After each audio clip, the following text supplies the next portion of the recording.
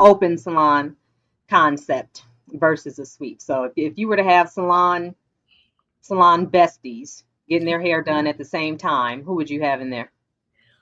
Oh man. We definitely need to get my girl Dawn in there. And Okay.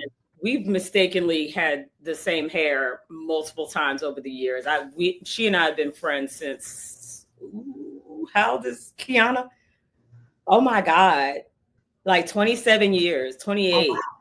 Oh, Wow. I I did. thought Kiana's 27. She'll be 27 this year. Wow. Okay. Growth. I know. So yeah, she's nuts. We definitely need to have her there. Who's gonna have some fun, exciting hair? Oh, we need to have one of my clients. Her name is Tiffany. She tells a lot of straight face jokes. She's absolutely hilarious. You gotta have a jokester in there. You gotta have a comedian. Mm-hmm. Yeah. Who comes in with all the good tea? My client Stephanie. Stephanie always Tea. has tea. Yeah. And then, you know what? I haven't seen Jordan out of boss mode. Let's have Jordan come in and get her hair done. Oh, she's gonna love this. Just the theory of it is probably gonna give her a little bit of anxiety. Bless my girl heart. Just a little bit of anxiety. That's hot. I like that. I Yeah. like that. Yeah, being in cosmetology school with Jordan was so much fun. It honestly was. I call her my day two, not day one. And have you ever heard this story? I don't think She so. she missed the first day of class. Mm-hmm. And I can be really anal and just by the rules and stuff. So of course I was like, she missed the first day. She's not serious about it. And then we just clicked. We just clicked. So I jokingly call her my day two because she came on the second day. Yeah, That's I love adorable. it. How do you think the culture of the salon has changed now that we're seeing more salon suites versus the open concept? And just what are your thoughts on that? Because I see the pros and cons of it, but I just wonder how you feel about it. I see pros and cons on both sides, to be honest. I prefer a suite because I'm old and grouchy now, and I only want to engage with my people. Yeah. And even when I shared space with my best friend's son, love him down. I always want him around. Sometimes I wasn't feeling his clients. Yeah. And when you're in a multi-chair environment, you get everybody. Yeah. And one of the things that kind of stayed with me during my apprenticeship, I didn't have clients yet, so my friends were coming to see me, and it was a mixed salon. I was like one of four Black hairdressers that worked there, but it was predominantly white. It was in Highland Park. And, I just felt uncomfortable with Black women being on display in various states of unfinished. Mhm. That's why I don't choose window suites. It's not a show. And I didn't like the reactions I got, like, wow, what a transformation. And then like all the questions, she not Oh here, God. y'all. Oh God. I like the way you put that. We are not on display. This is not a show. I Mhm. like that. And you're protecting your clients as we should. And I Yeah. do feel protective of them. And I have Yeah. them in here with me where it's safe. But there have been a handful of times where I was working on one person, one was in the halo processor, and then another client came in to show me something. But then she sat down because she was sorors with the client that was under the halo processor. And Right. I was like, there's four of us in this tiny ass room. And it was so fun. So I think if it was like a salon environment with people that I know I'm cool with and I know they attract cool people, Yeah. that would be fine. Yeah. So Yeah. It that's it like you said, it can go either way. I feel like the open salon, that of course there's a dynamic that you miss being in a suite. And I think of course, it's a lot of community in the open salon. But you hit the nail on the head. Like at some point, no. Yeah, I need my own space, and I want my own controlled environment. I don't want to be subjected to anyone else's world if I don't have to. Right. And I like the one-on-one attention too. And at this point in time, I don't think clients are wanting to step into a suite with 11 other people. I think they appreciate their me time. So, Honestly, I tell people I guess you would call it a premium, but I mean, my services are a little bit more because you have my undivided attention. I'm not working anybody else in. And right. so, like, yeah, your silk press appointment is an hour and a half. And so you have my undivided attention for an hour and a half. And I based my pricing rubric on time. And that's how much an hour and a half of styling time costs, Right. So. Yeah. Yeah. Is there anything that you learned on being a stylist that you would not have being a client? Any eye-opening things that you saw as a stylist that you might not have as a client? I know you mentioned the time. Would that be one of the biggest things? The time that it took? Mm-hmm. Yeah. The complexity of color. Yes. That is a huge one because I understand now. When I first took my daughter to get highlights when she was 13, I didn't understand the process. I went on Yelp and searched black hairstylists near me, found a girl in a suite. I liked her pictures, booked an appointment, came in and brought Kiana. I was like, she wants highlights. Y'all talk about it. I didn't get that lady no information, no hair history, no directions. What color do I want the highlights to be? But fortunately, Kiana was very clear with what she wanted. So she was able to communicate all of that. And I came and got her many hours later. And I was like, oh, Bunny, you look so pretty. And so she was 13 at the time. She got cap highlights. Oh, I got a cap story.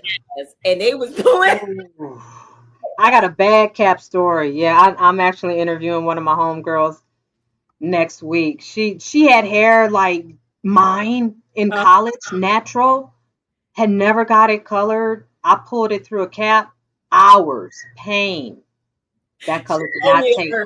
I didn't know my color theory, so the color didn't take all that time. Yeah, so I'm scared of caps. They should be just abolished anyway. Right. I was like, that's ancient and unnecessarily cumbersome. So very much so. Very much so. But that was the complexity of color. Yeah. Yeah. If you had one hair wish, what would it be? I wish grow outs weren't such a pain in the neck because I really want a perfect platinum pixie and I need at least 2 inches of hair. And I was like, that's going to take me like 3 months to grow. Oh my gosh, your hair grows so good. It won't take that long. That's one. And this is like less a wish for me and just more for like the general public. I wish people understood hair dysmorphia. Because speak on that for real. Bringing me an AI image, which we have that to look forward to now. Bringing me AI images, bringing me styles that are done on wigs.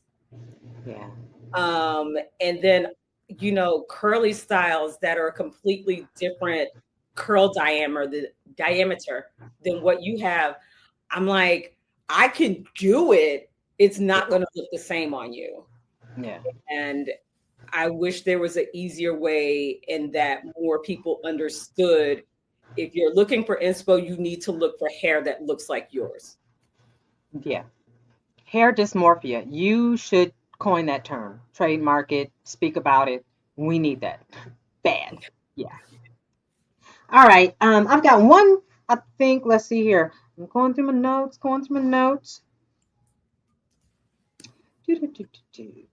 So my last question actually isn't hair related. I've been doing a little research and I'm using this opportunity to further my research. What is the very, very, very first memory you have ever?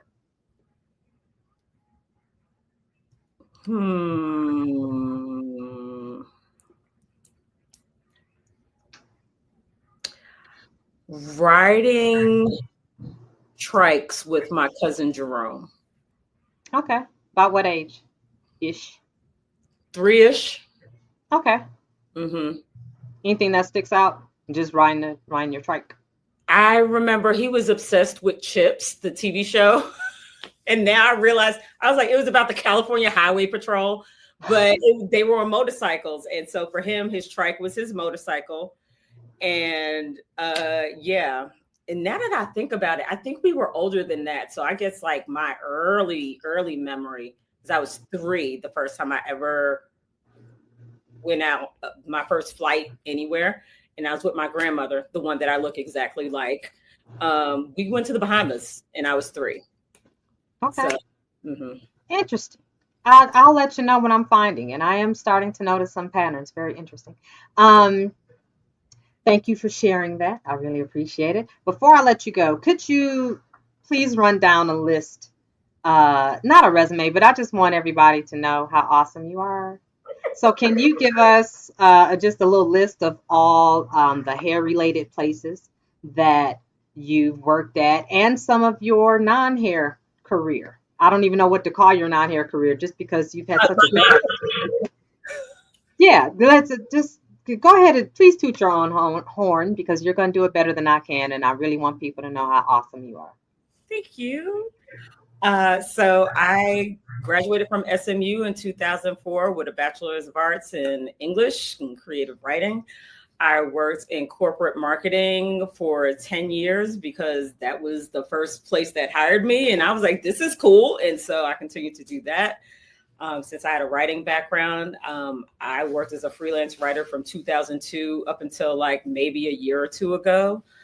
In between that, I learned how to bartend, and I was a brand ambassador for Jack Daniels. Yeah, I did 5 years bartending off and on. And yeah, so completely different line of work. Became a brand ambassador pretty quickly, and that's like one of the more coveted jobs in the industry. And then knew that's not what I wanted to do for the long term. So in my very last corporate job in 2018, I remember just sitting there at an all hands meeting, like, I do not care what y'all are talking about, like at all. I don't care. Yeah. And as soon as that speaker stopped talking, I walked out of that meeting and put in my 2 weeks notice. Wow. Told those people that I was going to cosmetology school, and everyone was aghast, my mother included. And the big question is like, why that? Why is that what you want to do? And I asked myself, you know, when I was trying to decide, like, okay, I can't go back. I'm trying to find marketing jobs. It's not speaking enough to me anymore. I can't go back, so I need to go forward. What kind of work would I do even if I didn't make a boatload of money? And the answer was writing, travel, and hair. Well, I've supported myself as a freelance writer. It was a fun time, but the market has changed and they're not paying writers like they used to. My window to be a travel influencer was in 2012, back when like I had a bunch of views on YouTube and was quoted by Travel and Leisure, was really doing my thing, but I did not keep up and I do not want to start all over. And so I chose cosmetology also because it is a straight line to self-employment if that is what you choose to do. Straight. And that is why I work for myself. And you're good at it. Thank you. It's scary. Yeah, it is. It's scary, but I felt like I was done with other people deciding what I was worth, because that's how it felt. Yeah. And so once I got situated in cosmetology, you know, I was in an apprenticeship for just shy of a year. Then COVID happened, and you graduated during COVID. You graduated during COVID or after? I graduated May 2019. I remember being at your graduation, front row. Yeah. Yes, sir. Oh, and the photographic awards, because as a student, I placed as a finalist in a hairstyling competition doing color. Yeah. I had our picture Yeah, I had our picture and I wanted to show it from the photographic awards. That was so much fun. That's still like a fun night for me. Oh, you had your bob. Okay, I want to find the picture. So while I'm looking for this picture, I don't want to be rude and looking down, but I want to find this picture. But Uh-huh. can you please share the different brands that you've worked with? Hair brands.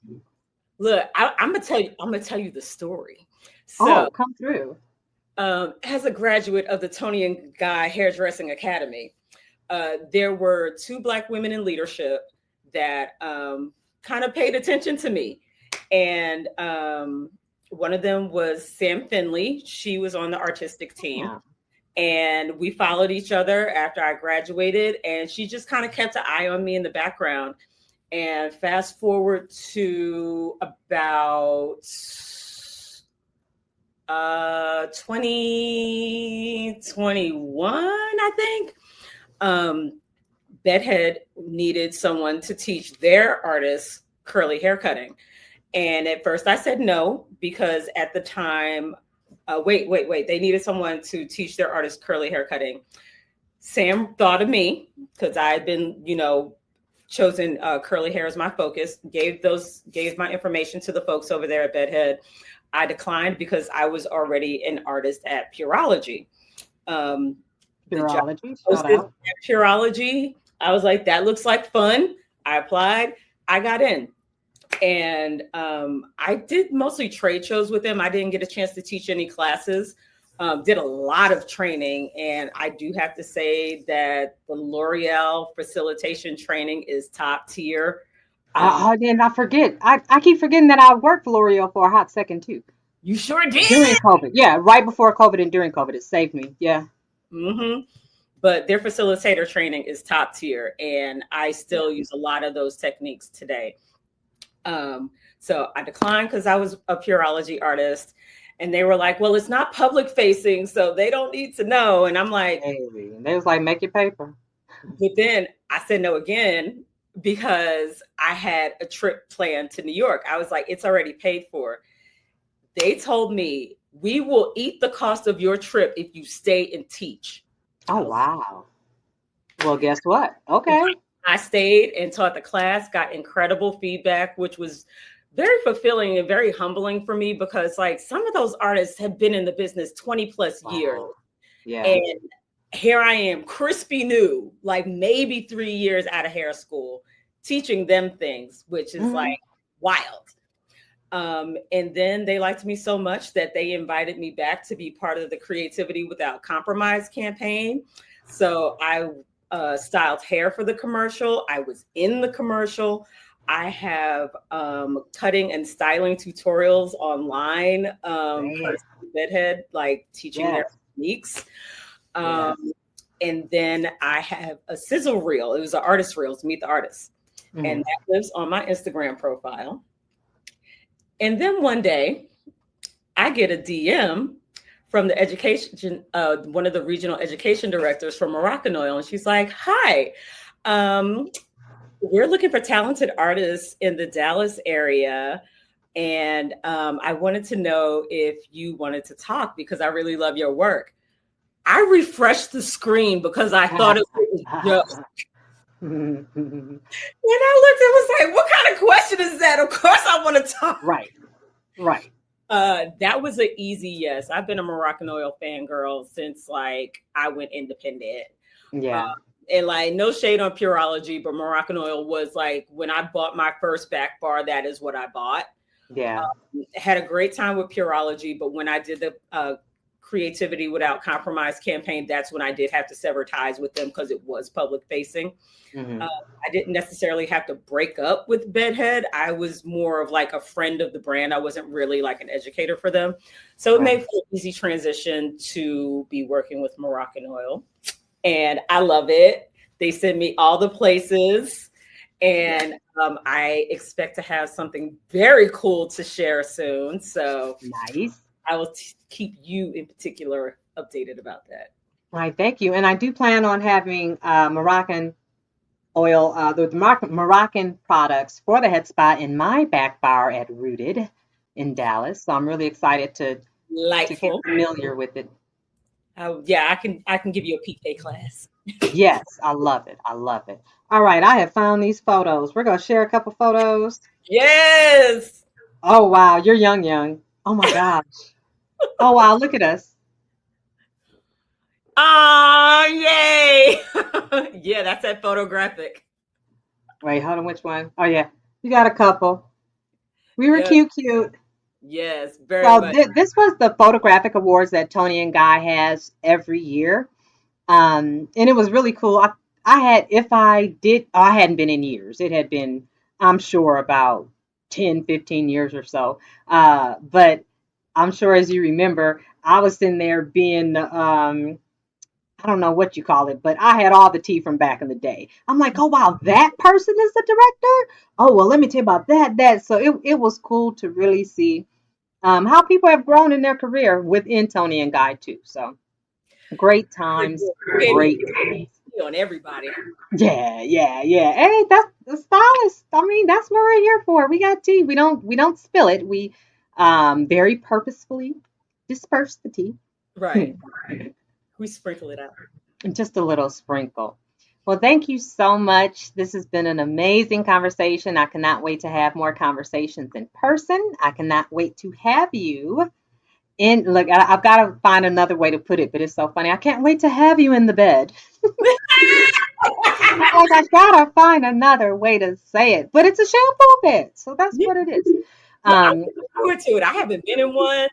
Me neither. Like I'm stoked. Totally. As soon as I saw it, I said, "Oh, coach put me back in the game." I said, "This was made for me. This was made for me. We have paid our dues at the kitchen sink. It is time for us to relax, okay? That's real. Dues have been paid. You already paid for this, really. Just book the appointment." Mhm. Speaking of booking the appointment, rootedindallas.com, ROOTD in Dallas.com. You can also follow us on Instagram to keep up with all the latest and greatest. We will have our soft launch in September, and we're just going to carry on through. 10-step luxury shampoo process that includes many other perks and treats that go well beyond the bowl. We will have complimentary wellness classes every month for any rooted client, be it a Pilates class, a sound bath class, yoga class. We are really treating your whole self, not just doing your hair. We want you to come and stay a while versus getting people in and out. I really want to share that intimate feeling, create a place for solitude, a place just for you to come relax, release, and let me do all the work. I got you. So thank you very much for tuning in and follow us, come see us, comment, all that great stuff. Thank I you so much. mistyped my And name. we, It's spelled Kia Love Hair. Kia loves hair with an S. oh, and yes, tell them where they can find you as well. If you need a stylist in Dallas, please tell them how to find you. Yes, I'm on Instagram and TikTok as Kia Loves Hair. I'm most active on Instagram. I'm easy to find. Just type QUIA Loves. I'll come up. It's me in a yellow shirt smiling. And Hey, I have a huge digital footprint, to be quite honest. Just type in my you first do. name. You'll find You do. Yes. Yes. Google her, please. Just Google her. She's Googleable. I know that's not a word, but it is now Googleable. me. Well, thank you very much. And I'm so excited to say I will see you soon. And I am taking you up on that hair appointment first chance I can get. Yes, First. friend. Yay. Thank you. All Absolutely. right. I shall see you soon. Okay.